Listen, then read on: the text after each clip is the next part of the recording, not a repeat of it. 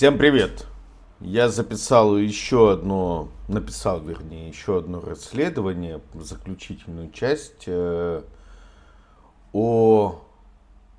Напомню, да, для тех, кто не подписан, подпишитесь обязательно на меня и поставьте мне авансом лайк, поверьте, это того стоит. Я делал расследование несколько месяцев. Как это обычно делают исследователи, ученые, к коим я себя отношу, я перепроверял чужие выводы, хотел убедиться, поскольку у меня есть базовое айтишное образование в области информационных технологий, хотел перепроверить чужие выводы, возможно, что-то упустили. Я, кажется, нашел ошибки в исследовании, которое провело французское агентство, занимающееся информационной безопасностью. Об этом я написал в своих предыдущих частях, которые вы можете прочитать. Часть из них бесплатная. На Buy Me a Coffee вы можете прочитать эти расследования. Часть из них вы можете за деньги.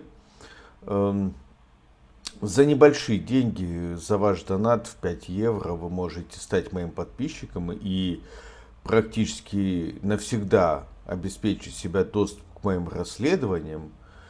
Так вот, выводы я публикую как раз для подписчиков и указываю на ошибки, которые предыдущие исследователи сделали. Что мне удалось узнать вот в заключительной части, которую, я думаю, что она заключительная, возможно, я еще и дальше буду искать. Первое. Я нашел документально подтвержденный след, который ведет к исполнителям, то есть к организации, конкретным физлицам, которые сделали эту пропагандистскую сеть. Таким образом, это ребята, живущие в Крыму.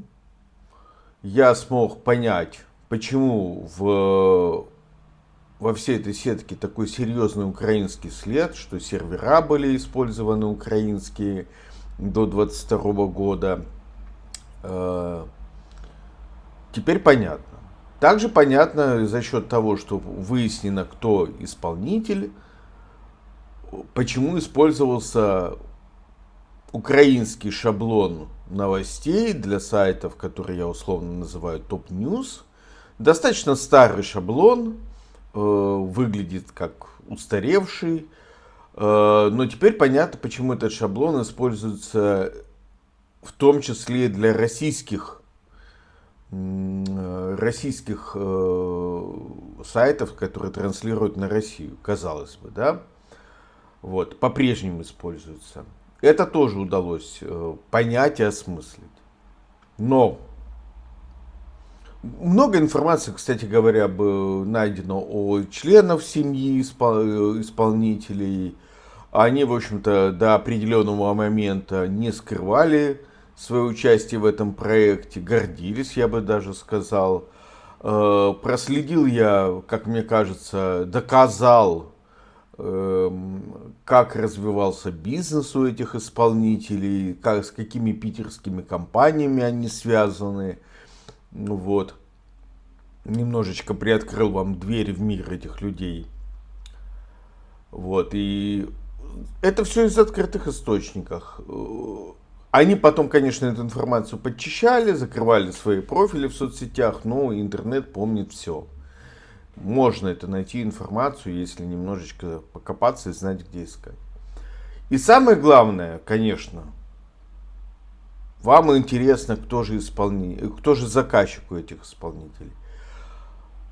Свечку я не держал, но я выдвинул несколько предположений, обосновал эти предположения, указал степень вероятности. Это известные в России и в Крыму компании, бизнесмены.